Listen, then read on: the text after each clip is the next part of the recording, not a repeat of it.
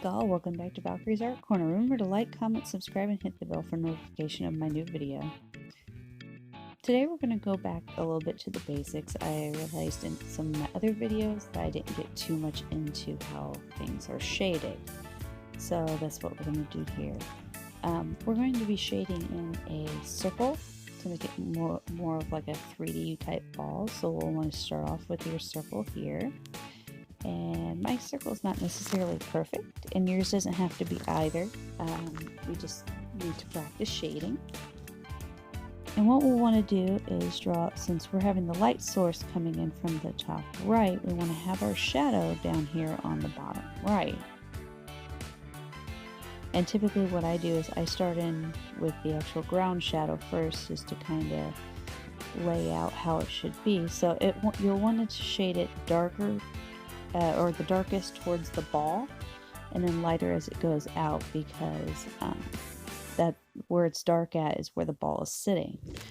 So we'll do it on that, but we don't want to make it too dark and lose our line, because we'll have to shade on the ball anyway. And see, since light source is coming in from that way, I typically like to draw in where my light spot would be and then shade around that with a lighter shade.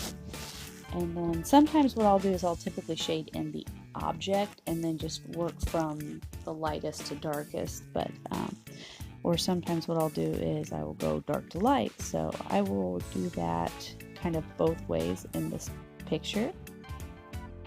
I'm just adding a little bit more shadow around here toward the ball.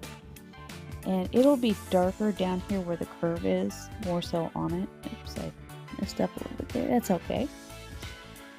And then shade it in a little bit more. And what I'm doing with my finger is what's called smudging. Most of the time, some people will actually have a piece of paper that they have rolled up into like a little point, and they will use that to smudge the graphite so that way it doesn't get on their fingers.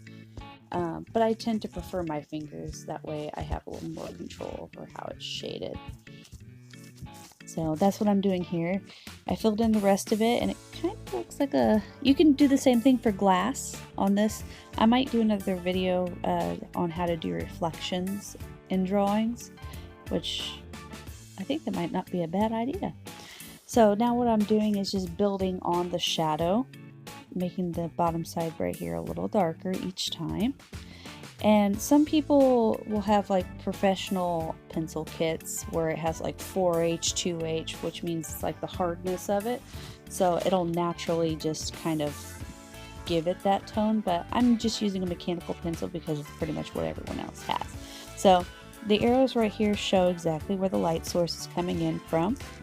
And so yeah, and it's just going to show up through there, and then you'll see the shadow show off to the side. And you'll want to do that for a little while, just kind of indicate where it is.